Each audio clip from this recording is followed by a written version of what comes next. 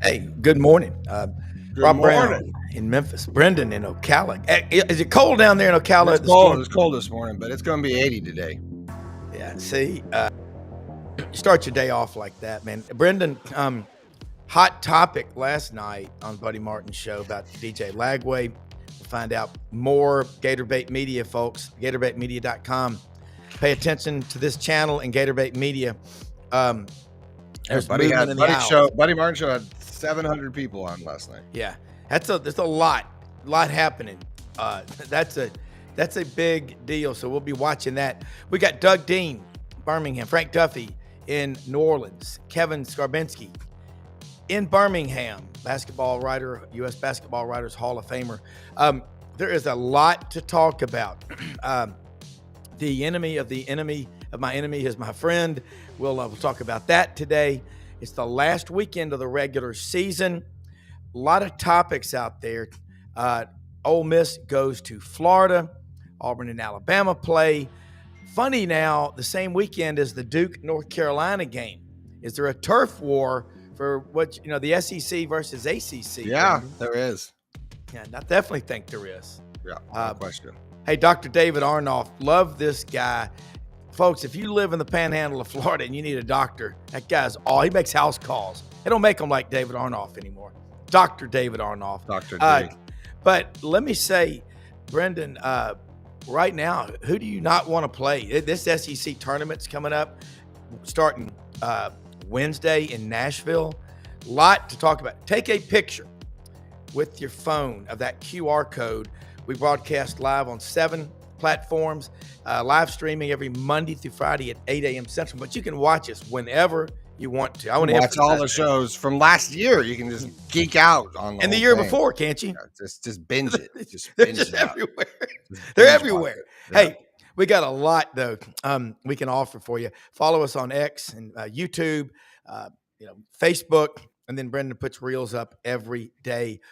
Lots to talk about. So let's get started and let the Bulls out of the pen and start talking about this SEC. Guys, what a fun season this has been. Here's Kevin Scarbinsky. What a season it's been. Look at Doug. Doug's the enemy of the enemy is my friend. And Kevin. I'm pulling a Duffy here. Go Vols just for a couple of minutes and I'll change hats in a minute, Rob. All I know is I love Dick Vitale, and I pray that he gets healthy. But they are pulling everybody out of storage and mothballs to try to push Duke across the finish line. The SEC, this is just a mirage. So, they can't do that. I'll let y'all, look, I think the ACC, Kevin, you put those numbers out about who Duke has played. You put that out there, Duke's schedule, what they've done compared to the SEC. So, hey, Kevin, kind of fire the first shot with that one. And Doug, and Frank and Brendan and everybody watching, take notes because this is powerful stuff. Well, good morning, everyone. First of all, good morning. Look, there's no comparison between Duke's schedule and Auburn's schedule or Alabama's schedule or even Florida's schedule, which wasn't as good in the non-conference. Some of the teams that they scheduled that they thought might be better than they were, i.e. North Carolina, turned out not to be. But the Auburn-Duke debate, look, Duke's a very, very good basketball team. They did beat Auburn head-to-head in Cameron Indoor by 6 on December 4th. I suspect it would have been different had they played in the jungle, but they didn't. However, what the committee does, and I can speak from some authority on this, we had 2 members of the committee, Greg Byrne, the Alabama athletic director, and Martin Newton, the Samford athletic director, along with the immediate past chairman of the committee, Dr. Charles McClelland, the commissioner of the SWAC. We had a roundtable discussion with the 3 of them 2 Mondays ago. And I'm sorry, last Monday, actually. And so we got great insight into how the procedure works. And they look at the entire body of work.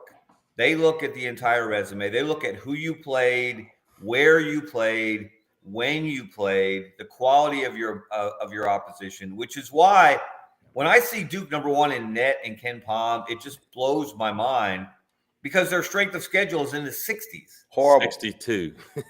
62, yes. And Auburn is right there at number 1. So if strength of schedule matters, they have the exact same record. Auburn has won the regular season conference championship in the toughest conference by any metric you want to use that's ever been. How is Duke ahead of Auburn? And then you look at this. We talk about the quality of your opponents. Auburn, obviously, 15-3 in quad 1. Duke 6-3. That is a Grand Canyon between the two of them. Look at the road and neutral records because you're not playing any home games in the NCAA tournament. They are all away from home. Yeah. Although you may get some in your backyard, but you don't get any on your home court. Auburn is 14-2 in road and neutral games. Duke is 10-3. And that's not accounting for the quality of the teams you're beating on the road in neutral games. Okay. And how about this one? This is maybe my favorite.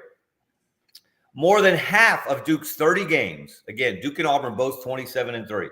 More than half of Duke's 30 games have been played against quad 3 and quad 4 opponents. 16 of their 30 games, 11 in quad 3, 5 in quad 4.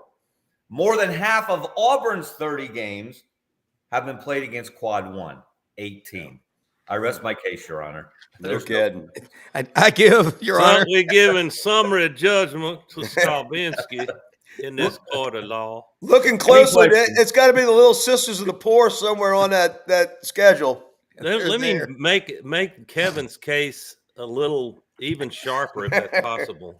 And if you start trying to improve on Scarbinsky, you better pack your lunch. Right. But I can make the case on metrics.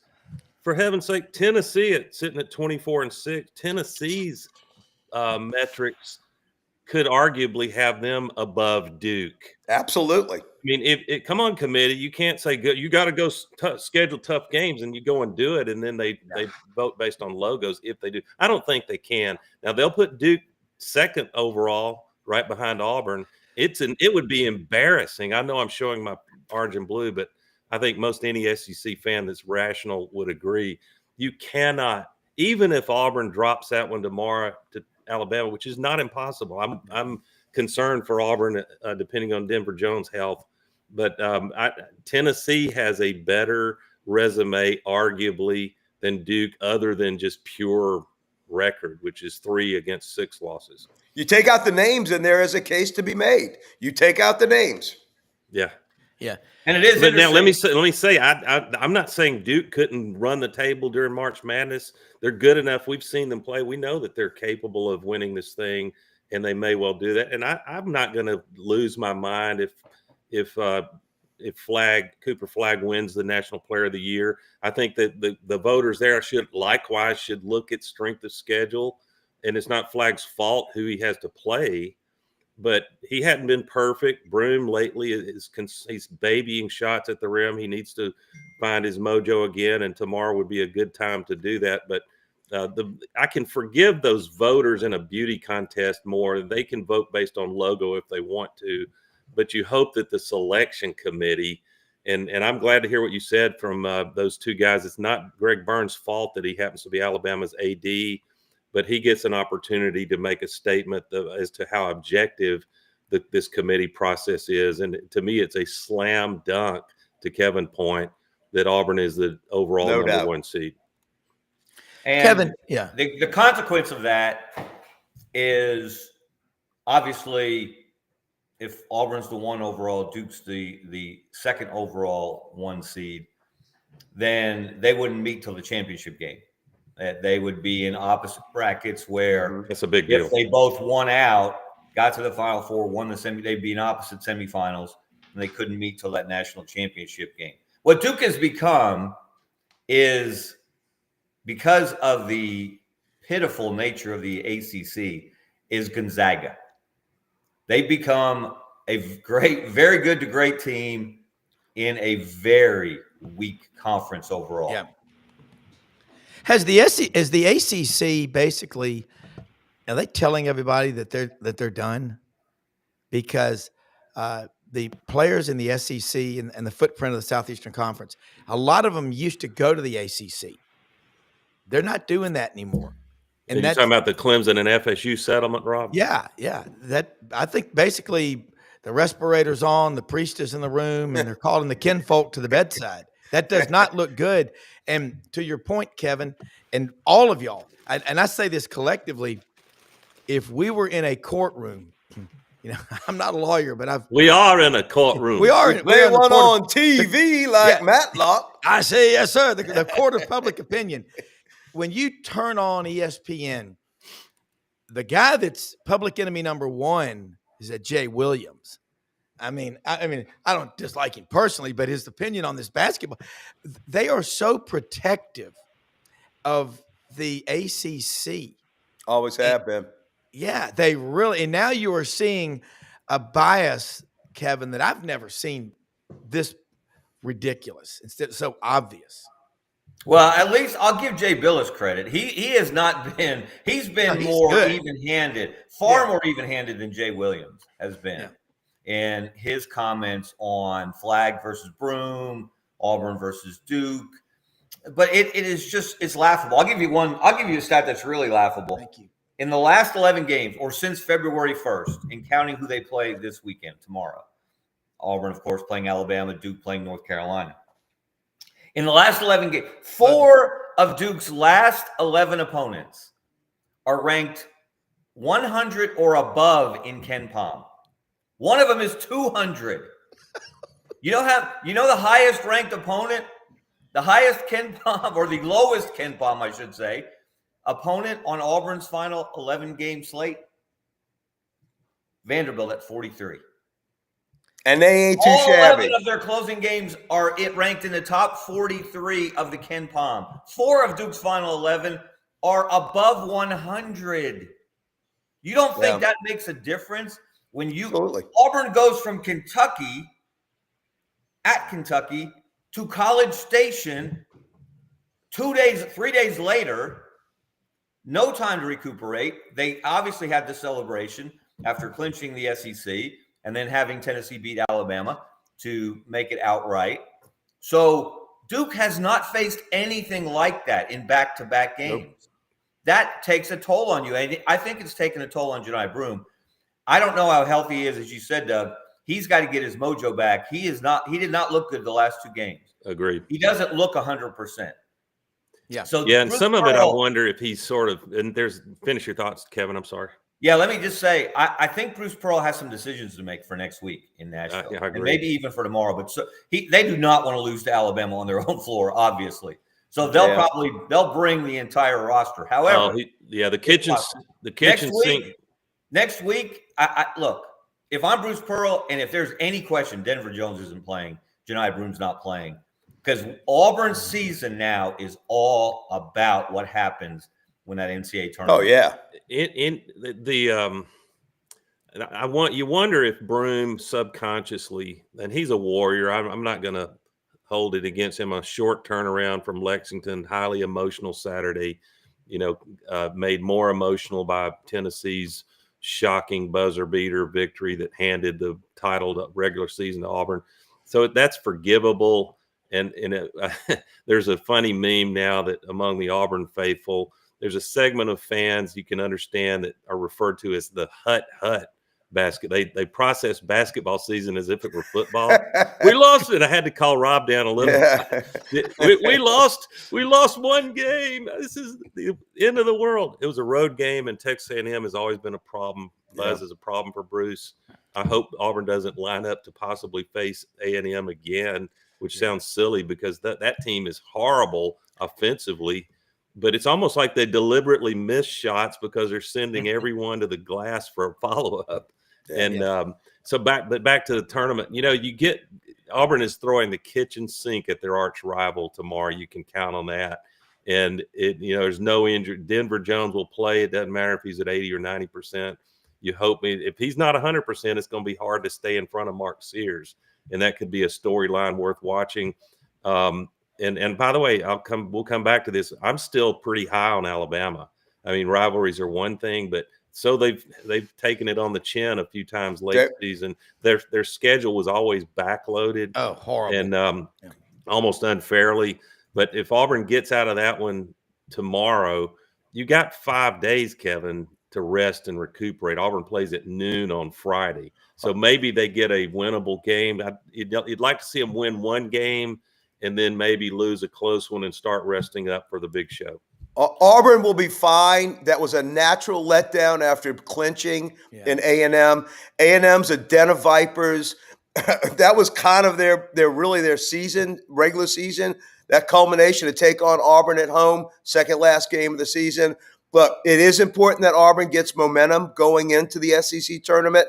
But I don't think what happens in the SEC tournament, if they win it, great. It's a cherry on top. If they lose, it's an attention getter. I think Auburn is absolutely in perfect position. And if they don't get the dibs on geography in the beginning of the tournament, I will be shocked. They will. They cannot send Auburn out. They've got to be here. And let me tell you, as for Alabama is as tough as a $3 steak at the Ponderosa. Yeah. They'll be fine. Nobody wants to face them in the tournament, especially in that second round, especially if they're coming in a little bit higher, maybe at a seed because of a little bit of these losses. Let me tell you something. No blue blood's going to want to see them in the second, especially second or third round of the NCAAs. All right, quick thing I want to ask Kevin real quick. Two things. We've had a lot of talk about Chris Beard on here. Coach Matt Dean was on yesterday.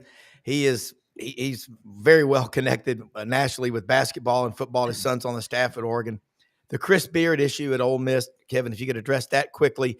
And the team I don't want to play is Florida right now. They're clicking on all cylinders, and we know the relationship with Bruce Pearl and Todd Golden. And that matchup. Close. And they're almost like mirror images of each other. Those guys at Florida, they're five big guys that can run up and down. But first, Chris Beard, what do you think? Well, first, let me follow up on what Frank said on the NCAA tournament. If Auburn, this is why it's important to be the number one overall seed. Right now, the committee, they send out queries to all of the potential one seeds and ask them what region they would prefer to play in. Yeah. So only one of those teams, and it's the number one overall seed, is guaranteed to get its choice. So if Auburn is the number one overall seed, they will choose Atlanta, obviously, as their region. And likely, I would think, go through Lexington. They start in Lexington. Yeah. But I'm talking about the regionals. Yeah. Right. Yeah, the first two rounds. But the number one overall seed is granted its choice. Just as Alabama, obviously, 2 years ago, wanted to come through Birmingham. Yeah. And they got that choice. So, you think there'd be some Auburn fans in Atlanta, Kevin? Oh my God. Yes. It would be the jungle. I'll be there. Northeast. Yeah, there's no question. It will be a decided home crowd advantage, if not a home court advantage. Yeah. So that is written into the committee's procedures. So that's why you want to be the one overall seed, is you want that choice. You want to play in the place that's most advantageous for you and your fans. Miles Kelly famously also said after that big historic win of last Saturday, that Kentucky rims, I love them. So Kelly gets to shoot in that arena again. I hope that's not a jinx. They will feel good. Yeah, and that's why that game was important, because that gives them a good vibe walking into Very Rupp true. Arena, which they hadn't had since John Kaler hit a three-pointer in 1988, which I know because I was there the last time Auburn won. I remember witness. where I was that Saturday night. It was a late game, and Mr. Mullet from Morristown, Tennessee, hits the three-pointer, and Jim Fife went crazy. Right before y'all came to the buses to come to Baton Rouge for the SEC championship. I remember it like it was yesterday, the tourney.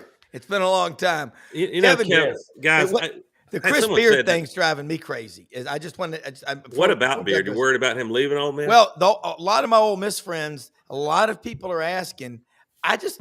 Indiana? He coached with Bobby Knight at Texas Tech. He never coached at Indiana. I want to get to that real quick because I got a lot of Ole Miss people that watch this show, and I'm going to ask Kevin because he probably knows. Well, I don't know what Chris Beard is going to do. I believe he's on Indiana's short list. I will say this. If I'm him, or his representatives, is Indiana as good a job now as it was when Bob Knight won 3 national championships there? And I would argue strongly that it is not. It's not even close. Because look, the Big Ten is not what it used to be. You know, Bobby Knight didn't have to go to Los Angeles. He didn't have to travel to Eugene, Oregon to play conference games. So the size of the Big Ten, the breadth of the conference from coast to coast, having to go to Rutgers. I mean, it's absolutely ridiculous. I would argue that you have a better opportunity to get big-time athletes at Ole Miss now in 2025 and going forward than you do in Bloomington, Indiana. No doubt. I mean, think about it. Bobby Knight's perfect season will be 50 years old next year. That's staggering. That's how long ago that's been. And what does it mean? That's a great point, Frank.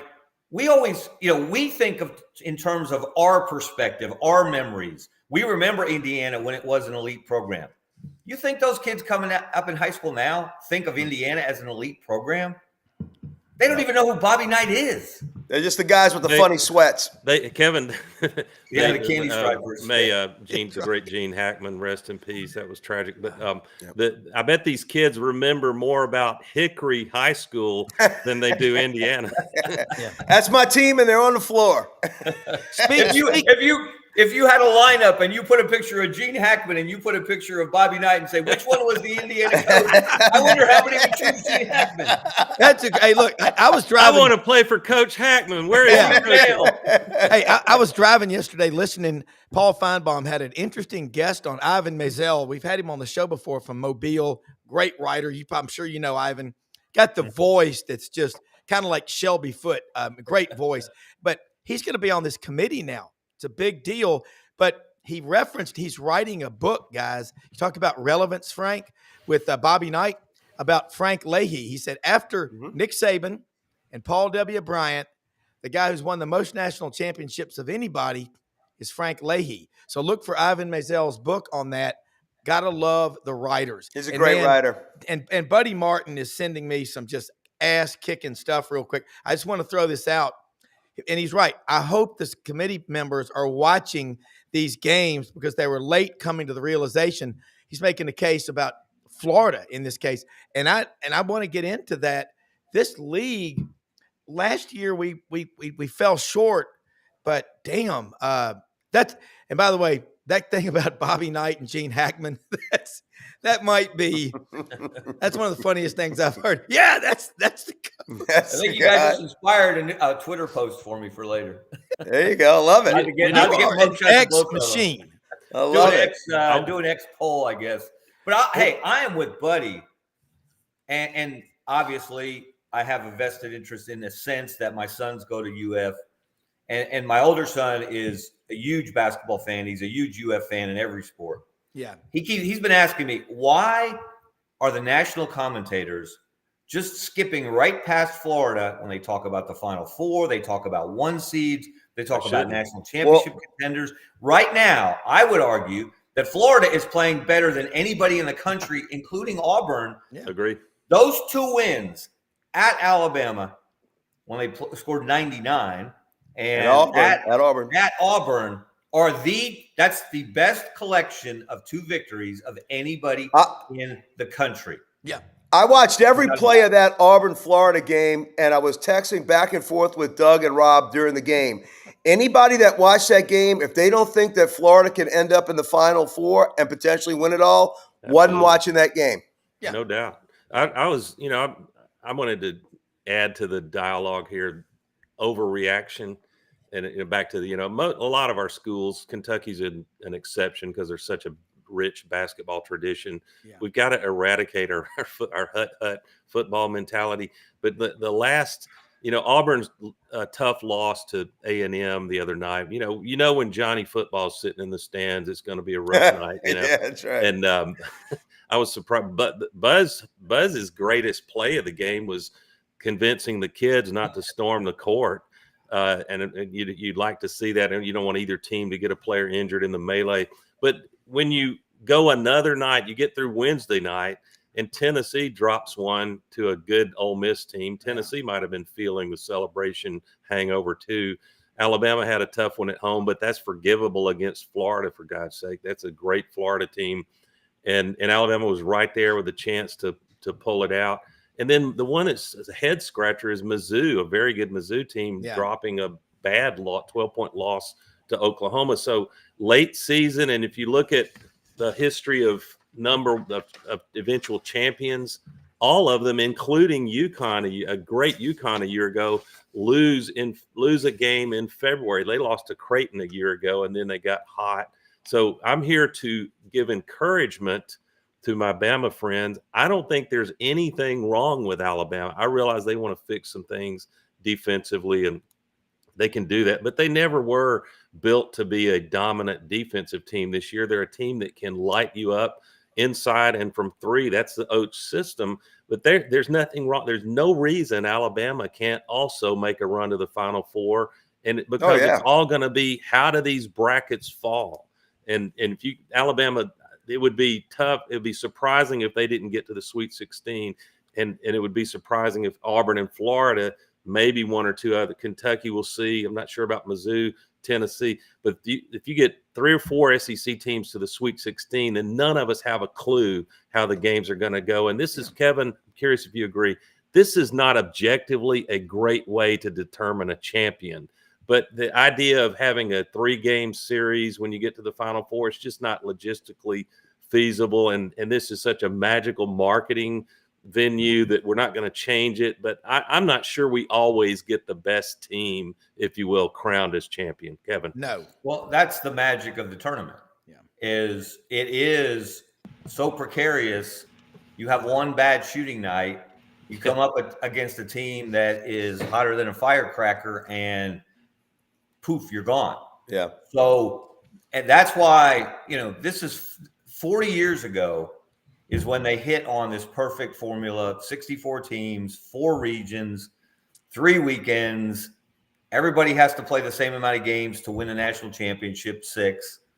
It is just, you cannot improve on perfection. Yeah. And yes, they've tweaked it since with first a play-in game, 1 play-in game, and then they went the first 4 to 68. But there's no reason to go beyond that. If you look at the bubble, how weak the bubble is, we don't need more. We really don't need more, 7-11 SEC teams or 6-12 Big Ten teams. We just don't, because those are the teams that are going to get in. It's not the Drakes, the great mid-majors, like North Alabama, for example, has had a great season in the ASUN. They won their semifinal last night. They're playing in the conference championship game on Sunday at Lipscomb. Both of those teams have had great regular seasons, but only the winner is going to go to the NCAA tournament because they don't have the metrics. They don't play the schedule week in and week out. They don't have the strength of schedule. They don't have any of that to boost their resume. What if you got good enough? But they're good enough for one afternoon on a Thursday afternoon in March to take down a higher seed. Yeah, take down a 3 seed. Follow the money on all fronts. Organized crime, recruiting when back in the bagman era, Congress, follow the money. But I'll tell you, why can't we? I'm probably going to get slaughtered on this, but I'm ready for it. Why can't we? Once you get to the champion, the final game, for money and for legitimacy of really determining who's best, would a 3-game series between the final 2 teams be feasible? No. I'm Stop. trying to perfect what is perfect. Stop. No, do not. Look, if that were the case, NC State win over would nullify that. I know. Villanova over Georgetown. They're not beating them 2 out of 3, but 1 out of 1. They played. Yeah, what you're saying is that game. and I don't disagree. I said at the outset, I'm going to get killed here, but you got to have some diversity of opinion on the show. What we're saying is we like the romance of the big upset, and we don't care that it wasn't actually the best team that cut the nets down. Well, I wrote a column about this a couple of weeks ago that basically said, look, do whatever you want to the football playoff. You've altered it so many times since 1998 when they went to the BCS. I don't care, but hands off. We're used to screw-ups with that. Keep your claws off the NCAA basketball tournament. You cannot improve on perfection. Someone from the SEC office called me the next day, not angry, because Greg Sankey's become the face, unfairly in some ways, he's become the face of expanding the tournament. And they wanted to know, like, why are, and they said, not, they didn't say you people, but that was really, why are you people, you basketball purists who don't want us to touch the tournament, why are you so passionate about this? And one of the reasons I gave him was this. Nothing's broken. Well, no, I did that, but in more detail. And it really only occurred to me as we were having that conversation. You know, every time you turn around, something is changing about college athletics. It is so different than when I got into the business 40 years ago. Yeah. And now it seems to change hourly, if not daily. Yeah. The one constant through all the years, James Earl Jones, is not baseball. It's the NCAA basketball tournament. So it gives us some stability. It gives us a sense of familiarity, of this is in our youth. You know, if you're 40 years old now, the 64 team tournament started the year you were born. So you grew up with this. Yeah. Why mess with it? That's why we love it the way it is. And it produces NC State over Houston and Phi Slamma Jamma. It produces Villanova over Georgetown and Patrick Ewing. It produces all the first and second round upsets that that get everybody across the country who don't care about basketball for 11 months out of the year, get some talking. It does. Yeah. Let me say something about one of our sponsors real quick, Winter Timber Outdoors. And I Doug, it says a lot about the duality of man and how we think. What you said, Doug, a best 2 out of 3, and then Kevin going, don't touch it. This is a great debate. Winter Timber Outdoors, folks. It is turkey season. Right now, turkey season in the South, it's underway. Doug, you know this as a turkey hunter. You got to have the ground blind. 2 weeks away. Yeah, the camo, slate call, box call, the diaphragm, the mouth call. Frank, Doug, what kind of call do you prefer? I go into the turkey woods armed with several of them, but the beauty of a diaphragm call, that if you can learn to use it inside the mouth, is that you don't make any movement. If you're trying to work a box or slate, then that turkey can see hand moving if you're not careful. And they are like a satellite from outer space. But Winter Timber in Athens, Alabama, on the top of the state, they're expanding throughout the Southeastern Conference footprint. Big store under construction. When you're in Auburn, go check it out. They're building a superstore. They've got everything you need, over 2,000 shotguns, rifles, and handguns in the store. All the ammunition. Buy the migrant ammunition. I know those people. Man, that stuff is great. They've got turkey loads. Get them, okay? They've got Sitka, Duck Camp, Dixie decoys. They have the St. Nick's knives. They're expanding throughout the Southeastern Conference footprint. Proud to have them on our team. They have a beautiful presentation of their products, Rob. That's beautiful. Well, hey, I love the great outdoors, and I want to say something. I'll just as an observer, and I love basketball. I love it, Kevin, and you write about college basketball with the same passion that the great writers like yourself write about Southern football. That's hard to do. There's only 6 schools in the top 25 all-time wins in football and basketball. You know, Notre Dame, Texas, Michigan, they're all in there. I don't think there's a Southeastern Conference school in that list. But there's 2 things that are really annoying this time of year. The geeks on TV talking about first 4 in, last 4 out, or whatever it is, bubble teams, and Martha, the old hag for the Medicare supplement thing, that woman that comes on those commercials. But y'all, this thing, it gets everybody winning. And Lois in our back office at the office for years, she would win the thing, you know. It's not somebody like she liked the names. Yeah, but I fill out brackets. One with my dogs. They take teams with animal names. I have 5 brackets every year. But I did win, and I got second. Villanova's done me a lot of good over the years. And it makes you follow the game coast to coast and everywhere in between. That's Rob, what I love about tournament. Gang, we could talk before we talked about Rob's sponsor, and that's a great one. My whole hunting club's starting to access their products. But thank you. Pivoting to what this massive consideration of transforming college football – as a fan who happens to be in the SEC, I guess I should be gloating that this power play is going to go our way. But I fear, Kevin and guys, y'all can comment, that they're flying too close to the sun here. It's like Icarus. I just, something doesn't feel clean when you're using your power with the TV moguls, and this whole thing's about money. It's not about making for a more objective playoff. That you're nullifying the relevance of arguably over more than half of college football programs across the fruited plain.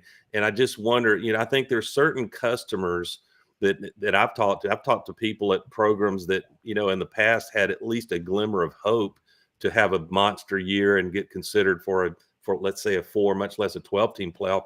And they don't see that hope or relevance now, especially if the SEC and Big Ten go to claiming 4 almost no matter what. Then those customers might check out for a year or two, not go to game day, not spend money, watch TV if the mood strikes them, but they find something else to do with their recreational time and money. And it's something about it doesn't feel entirely Americana, if you ask me. I'll start with Kevin.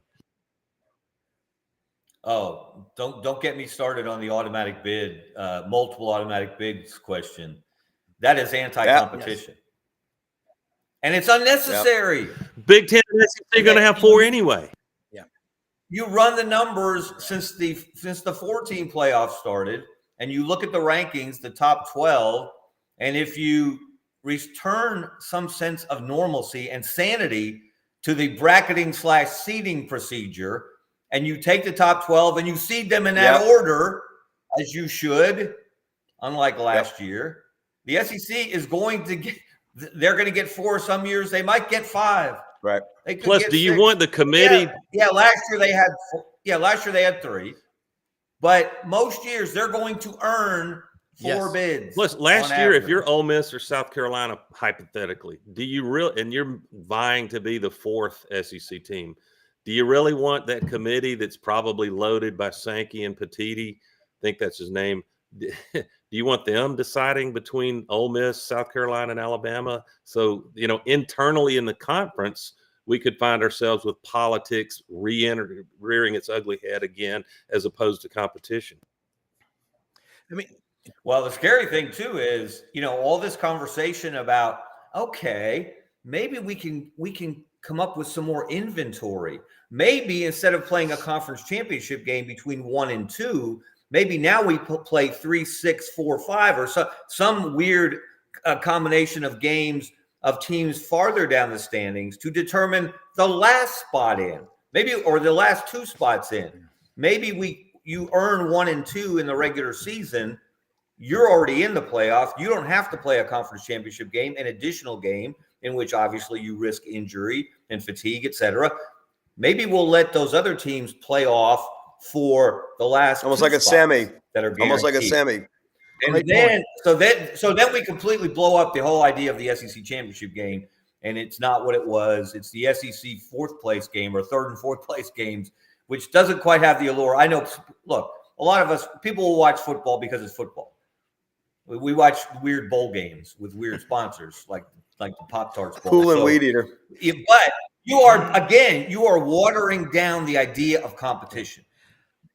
And you're watering down the importance of a conference championship. And Steve Spurrier, he's not in his grave, but if he were, he'd be rolling over. He's probably rolling over in wherever he is right now, thinking of, because I can remember, I can't tell you, and Brendan's heard it a million times. Steve Spurrier would say the most important thing at the start of every season, win the SEC. Because if you win the SEC, good chances you're going to have everything else is in play. I think that what you see evolve pretty quickly. I'm not hearing this talked about much. Is there will be some mid-major and non-high power conferences in football that say we're not going to play football.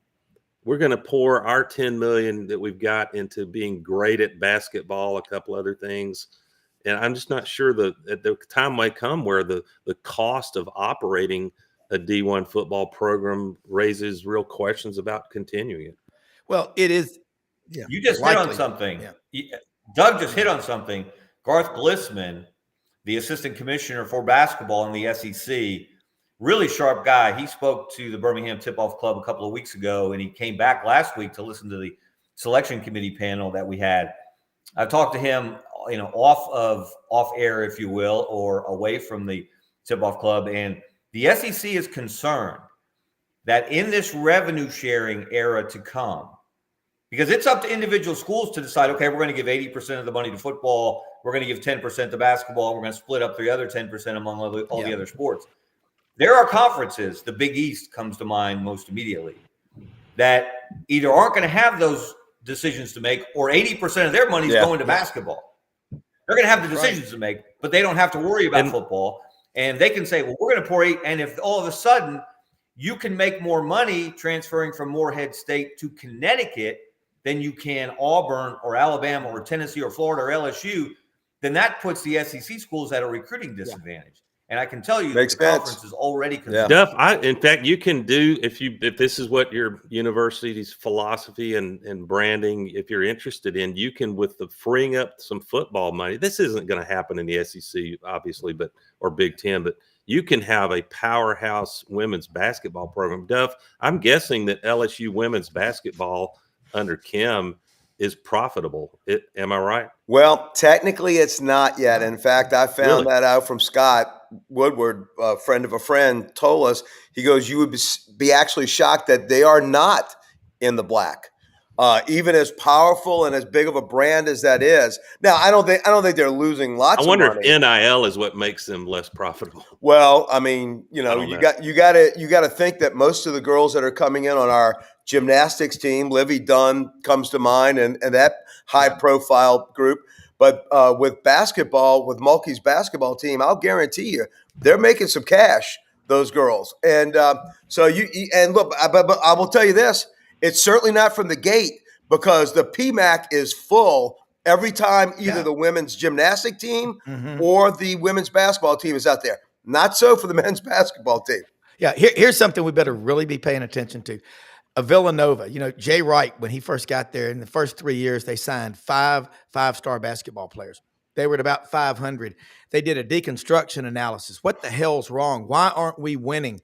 And they were recruiting kids that didn't fit the culture. Strong, private, Catholic, academic school with high standards in Philadelphia, where there's about 50 universities and colleges right there. So they started recruiting to the fit. Jay Wright starts, really doing well. But when you concentrate your assets, that's going to be tough all on basketball. And what we could do is go back to when the Big East was so dominant, really in the late 70s, when John Thompson really became a force. Lou Carnesecca, Rolly Massimino, PJ Carlesimo, of course, Jim Boeheim had been there forever. We could be right back where we were in the late 80s and 90s. Big Monday is big. Did we lose him? So, but we keep thinking that everything is going to stay the same, but there's movement in the aisles. There's money all over the country, and basketball in the Northeast is the sport. They don't have the room to have football, really. But Kevin, I say the man's name again from the SEC office, because this guy is Garth. He's clairvoyant. I mean, he's right. That's why you got to have smart people like that. And Birmingham, look, no offense to any other city, it's the center of the universe when it comes to college sports. And you got a lot of really smart people there. You think about Mr. Shaw, Steve Shaw. He didn't want to move to Indianapolis. He told me when he became head of officials, he goes, I'm staying in Birmingham. Yeah. He's got business there and stuff like that. But there's just a lot of people there that have the resources, that care. And I think the popularity of basketball, it's really big. Football's ginormous. The best thing I've heard today, I've heard a lot of great stuff, is no way you give automatic bids. That's that's guaranteeing something, even if you have a subpar season, just because you're in the SEC or the Big Ten. That is anti-American. That's like saying you can't get up earlier than the competition and work harder than them. That's what makes this the greatest country, because we're free. Can we pivot back to basketball? I know our audience would love to hear Scarbo's and anyone else's opinion. Here's a question that fascinates me. You've got let's just call it 4 or 5 powerful SEC teams that are going to be 1 or 2 seeds, and a couple of them, like Kentucky. Is Kentucky in line for possibly a 3 seed? Do you think, Kevin? Right about there. Let's call it that. That's you can go some places with that seeding if you get hot. But if you're any of those teams, not just Auburn, which 1 or 2 teams would you like to avoid in the early rounds? And mine are, I want to avoid the grizzled veteran coaches like Pitino at St. John's. That's a hell of a team, and one that he's shaping them to play with ferocity and mental toughness. And then the other one is I know Izzo's struggled in recent years, but those are 2 guys that I think can schematically and motivationally, and then in game, the moves they can make, they can cause you real problems and send you home earlier than your talent really should portend. You get the first shot, Kevin. Well, those are 2 perfect examples, and I'm going to take it from there in a little different direction, Doug. The importance of this postseason for the SEC, because the SEC has not been very good in the NCAA tournament going back to Kentucky in 2012. Since the last time the SEC won the national championship, the Big East has won 5. The ACC's won 3.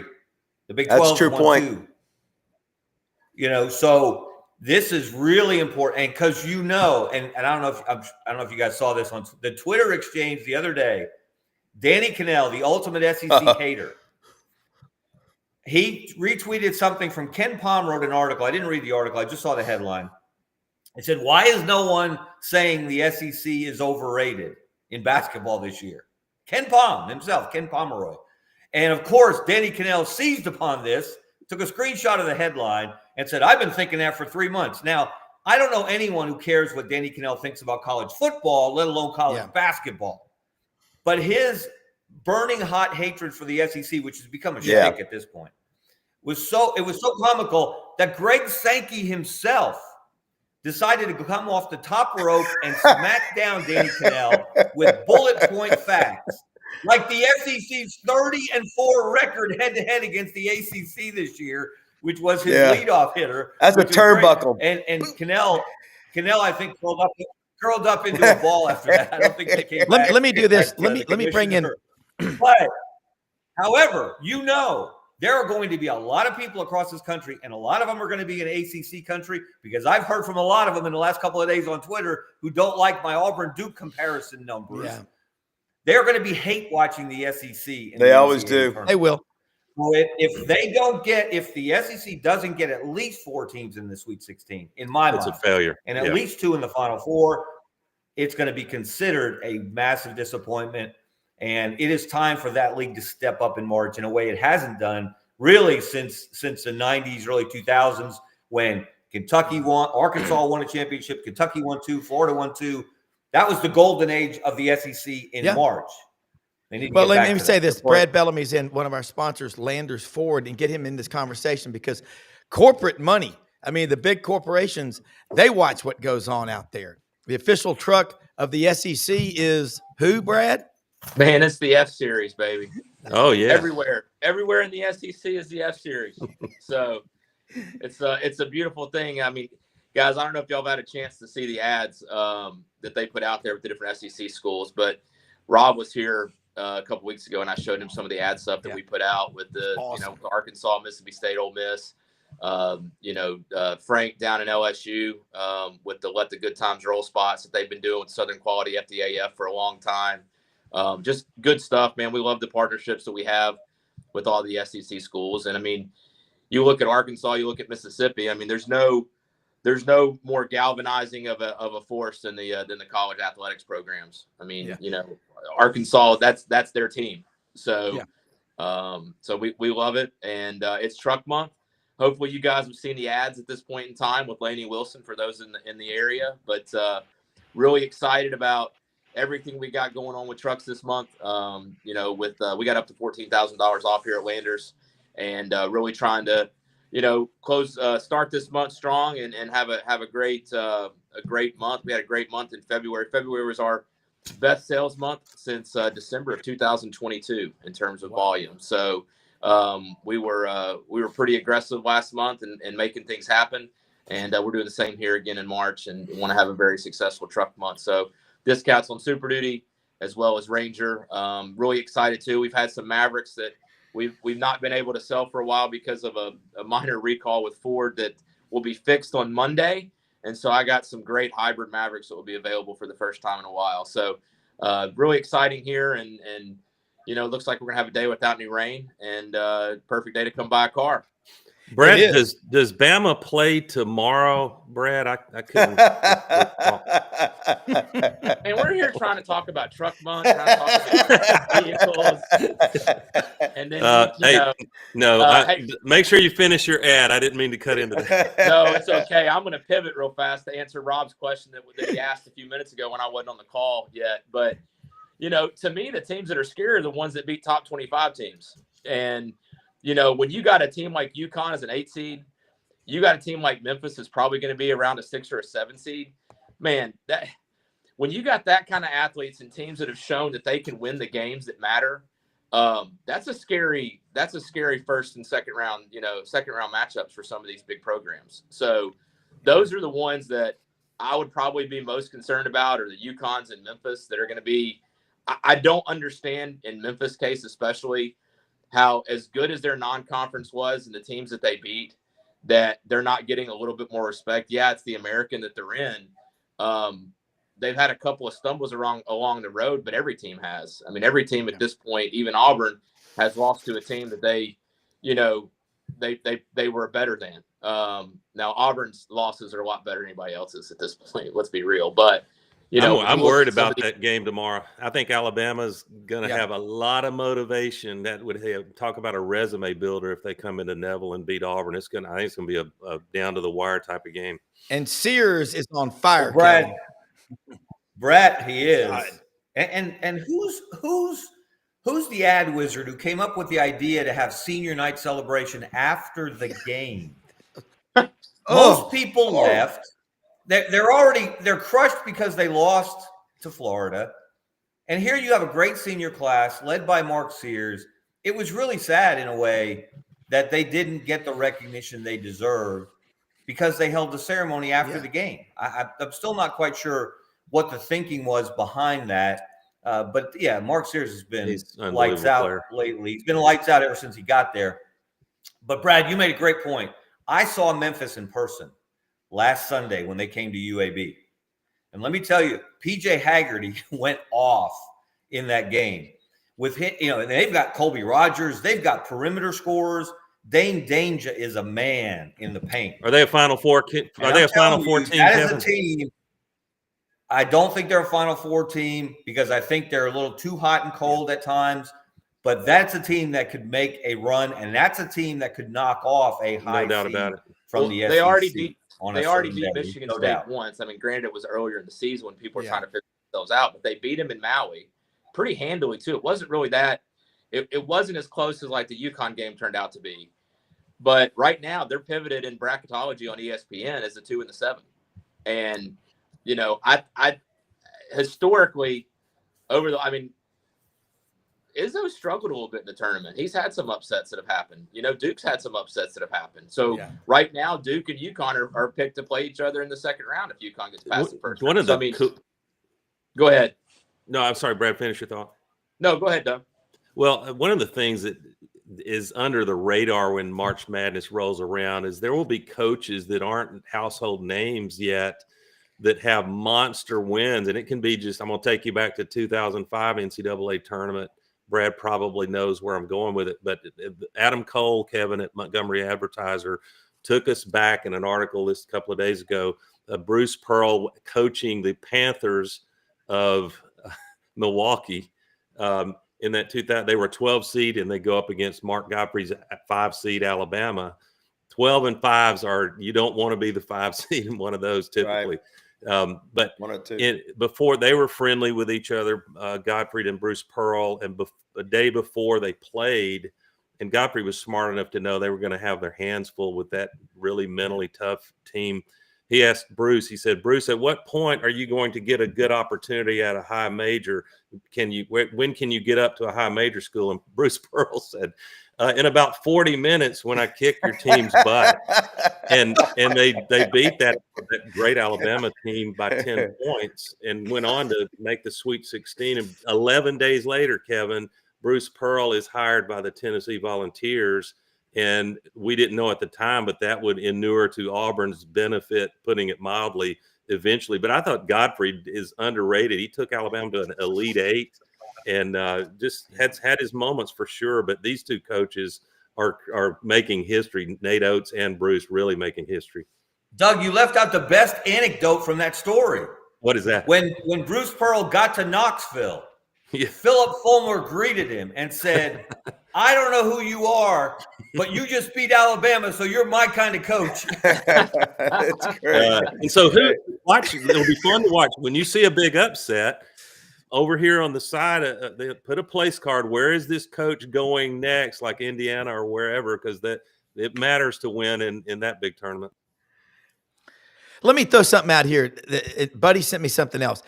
And obviously, Kevin, you stated it about the Gators about to become a number 1 seed. Road wins against, as you mentioned, top 10, number 1 Auburn on the road, number 7 Alabama at Coleman Coliseum. 30-point win back January 7th, I think it was, on a Tuesday night against number 1 Tennessee.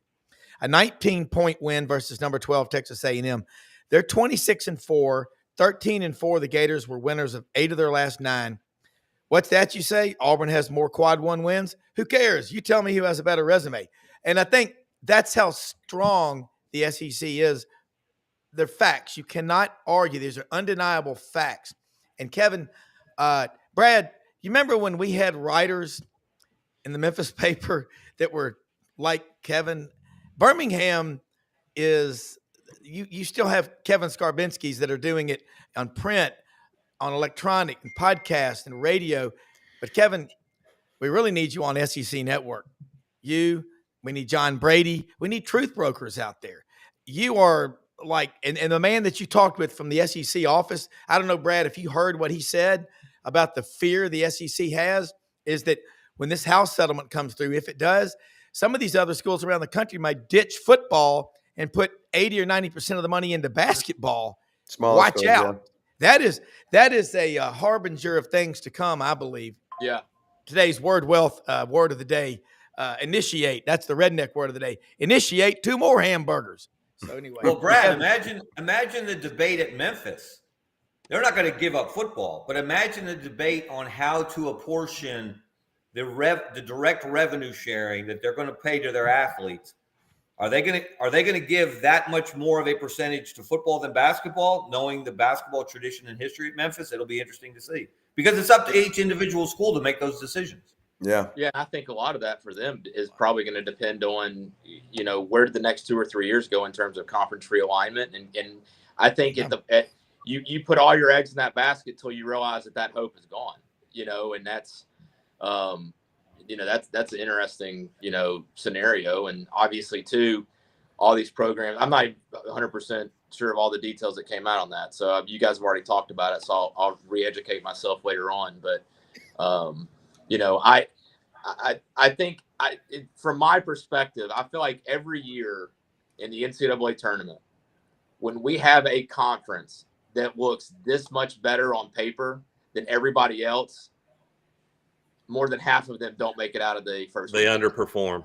Yeah. Yeah. The years of the Big Ten where they had 9, 10 teams that were you had all this stuff, and then they get in there and they collapse, and you all of a sudden have 2 teams that make it. ACC, I feel like, has historically done that, and the point that I can't remember who brought it up a minute ago, but the SEC has had some strong programs recently that have faltered pretty quickly. I mean, Alabama had a great run last year, but I do think some of these other,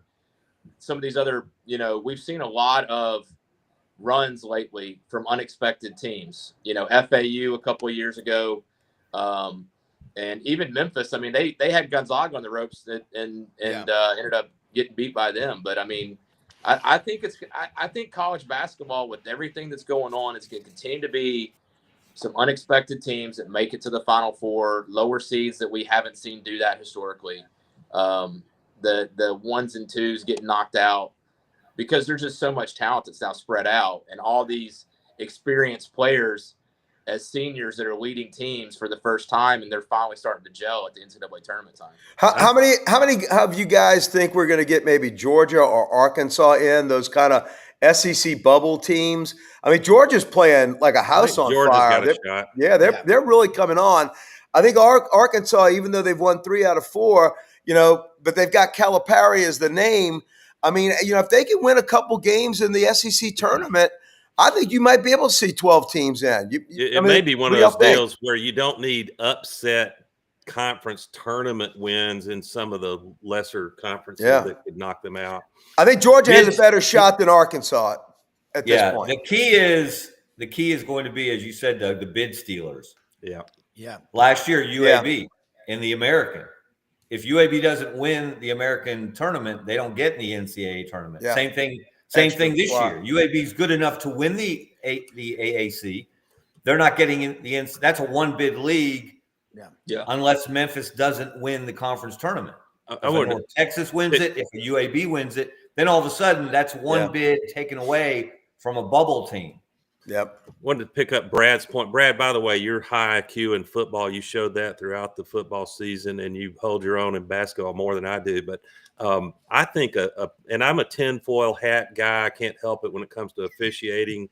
And I'm not saying there's conspiracies that they're trying to get one team to win, but I do think that the quality control. I mean, did you know, Kevin does, that the SEC officials are not employed by the SEC. They're contract employees. I think the SEC gets a say in who, to me, that I want to tell Sankey, if you can't by now tell that Pat Adams is a problem and slowing games down and making himself part of the contest. But what I would be watching, that if we're going to call it the SEC underperforming, but what could be an X factor is that you get an officiating crew that does not understand that the SEC agreed that we're going to allow really physical play all season, and our teams get beat up, and that's a factor in how ready they are for March Madness. But if they call it to play soft, like if you breathe on someone, it's a foul, that really takes the SEC out of its strong suit and can affect how the games go. And all you need is that, I've forgotten that kid's name, it's St. Peter's. Well, he was hitting every shot he threw up, and you run into a team like that, I don't care which SEC team you are, it can be a problem. Doug, I know you don't want to see those sons of bitches from the UVA game. I know it was an obscure play, but if the Final Four officials don't know what a damn double dribble is, then come on. I still have trauma from that. I remember. It's too soon, Duff. It's too soon. I know, man. That was some bullshit. That was y'all's championship. And you're right. You get that close, and I don't know if we could have beaten Texas Tech, but I'd love to have seen it. I would suggest strongly that they would have beaten Texas Tech and they would have won it all. But let me give you the good omen from that situation. You guys remember the year before, Virginia, as a 1 seed, lost in the first round. Yep, UMBC. They bounced back from that to win the national championship. Auburn last year got a 1 seed, but they lost in the first round. Yeah. But Brad, is that an omen perhaps for Auburn to come back? I don't care to play Yale again this year. Yeah. Hey, Brad, I know you got if you've got your sales meeting you've got to go to, I understand, but I want to ask you right now one thing before, if you've got to go, but if you don't, stay with us. But a lot of people ask me this about buying a car, a truck, SUV. Y'all have got pre-owned vehicles, but you've got brand new ones right now. How long does it take, realistically, if they come in, especially if they get you, to be their guy? Because you've forgotten more than I know about the business, but people right now, you got a car, it's falling apart, you got a couple 100,000 miles on it, and you're starting to spend a lot of money getting it fixed. You come in there, you can get a good trade-in. Talk about the trade-ins real quick, and I just want to know that. Someone texted me and said, do they do a good job with trade-ins? Man, your phone's already ringing. Dude, I'm trying to. I love it. I keep answering, hanging it up. So it's a number from Baltimore. I'm sure it's a marketing company or an advertising. Tell me something. That's most of those phone calls are that at this point. Man, a great story from this past weekend. I had a guy that's had some electrical problems on a GMC product, and we've helped him a couple of times doing pickup and delivery and replace the battery, but he took it somewhere else and they can't figure it out. We couldn't figure out what his deal is, and so he's like, I'm just done with it. I gave him a Explorer to drive for the day, took it home. Absolutely loved it. Loved the fact that the new Explorer has massaging seats in it. You don't have to go all the way to a Platinum to get that kind of experience, which was fantastic. Yep. And he said, all right, man, this is what I want. Work on the numbers. We sent him the numbers and in and out in 30 minutes. Guys, we've really tried to refine the process. Now that's not going to be it for everybody. Some folks, if they come in and it's a fresh up, meaning it's the first time they've been here and they maybe have a little bit more challenging credit situation. I mean, we had some folks that were here 8 hours last week, but with the good news is we were finally able to get them bought by Ford Credit. And that was a big accomplishment. They were in tears when they left because we went through a lot of different scenarios trying to make that happen for them. And they left with the Bronco and were over the moon about the fact that we worked that hard when they've been other places and they couldn't make it happen. We were able to make it happen. And, I try to remind my salespeople, for most people, buying their first car and buying a car is an accomplishment. For some, it's graduating high school. For others, it's being the first college graduate, buying your first home. Not everybody has had the ability to buy a car. And we had some folks here a few weeks ago that were buying their first new car and they were in their 40s, and it was just, it was that sense of, I've been able to do something. I've been able to accomplish something. Good for them. And the emotions that you have, the first car buying experience. We got a pretty red bow that we throw on a vehicle for that kid in high school that's about to graduate, and they got a 4.0. They got a full ride scholarship to Ole Miss, and their parents say, "Hey, I'm not going to have to pay for college. Come get a new Bronco Sport." Very cool. There you go. We got a great heritage. Baby blue Bronco Sport that is perfect for somebody that's going. Oh, that's definitely Ole Miss right there, man. Holy mackerel! Hotty toddy! Holy mackerel! It is gorgeous. In fact, Dawn Kitchens, one of our partners and owners' wives, actually has one of those. She absolutely loves it, and I appreciate that question. But Rob, we try to provide an experience where we meet the needs of the customer. Yeah. Everybody has a different need.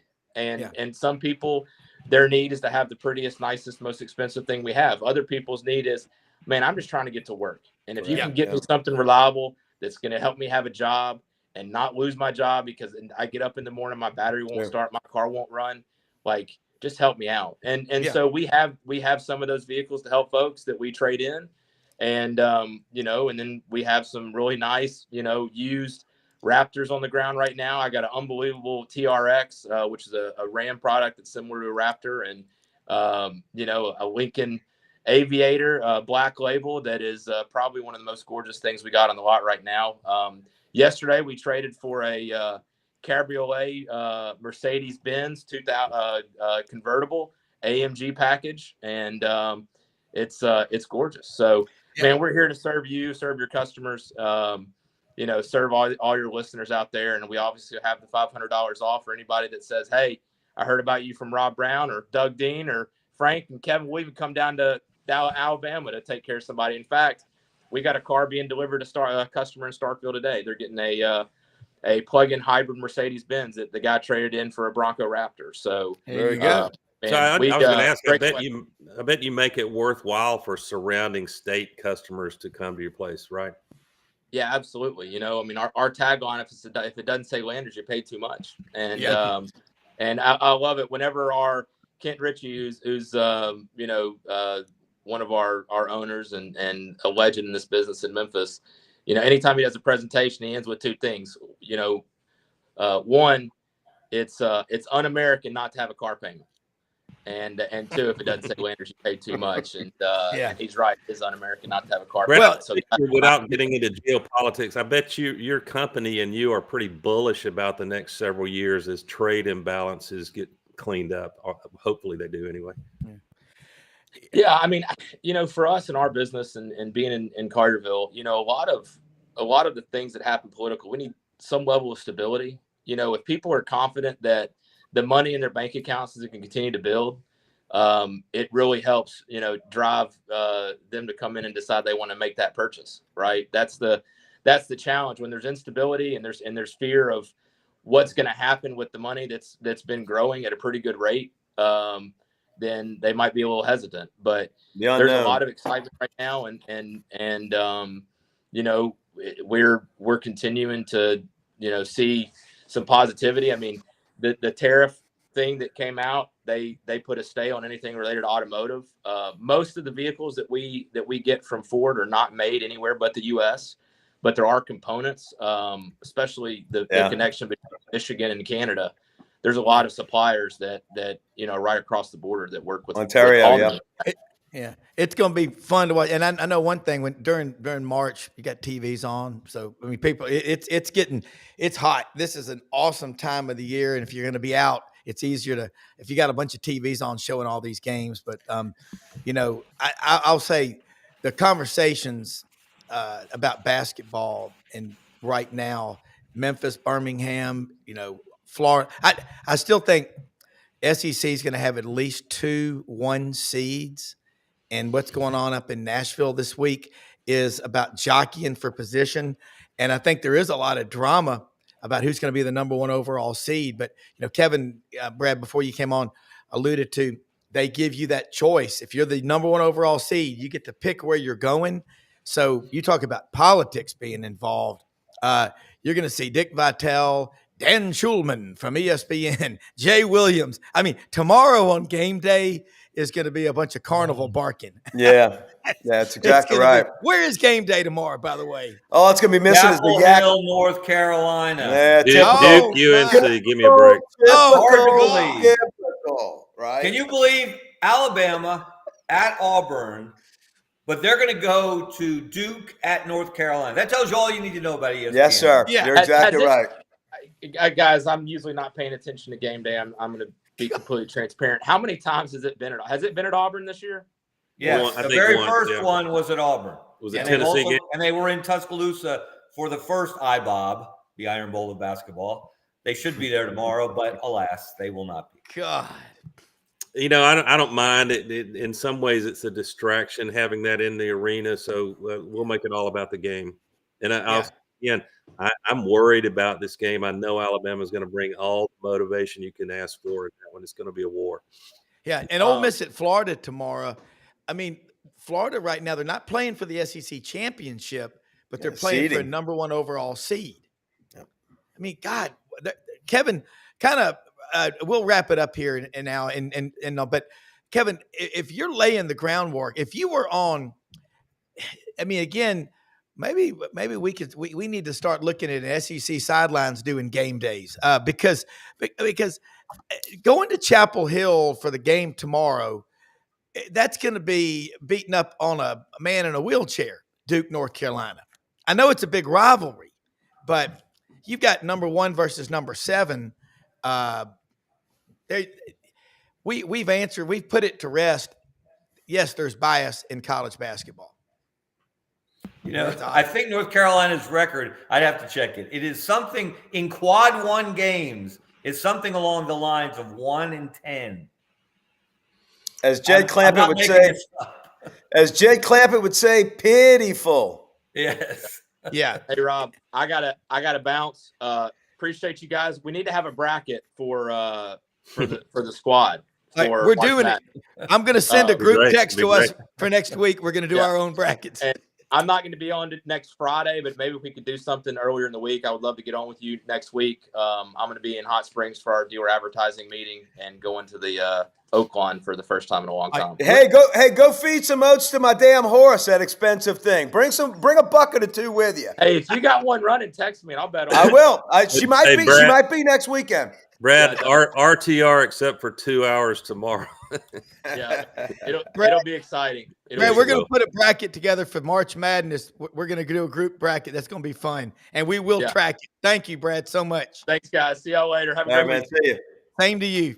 Man, it makes me want to go buy a damn truck, Rob. Hey, come on. He's genuinely one of the most decent, kindest people. And I thought, as I drove by my high school, Christian Brothers High School last night on the way home from a Ducks Unlimited dinner fundraiser I went to, I saw it, Tom Nix Stadium, Landers Field. Man, that's very personal when they do that to your school.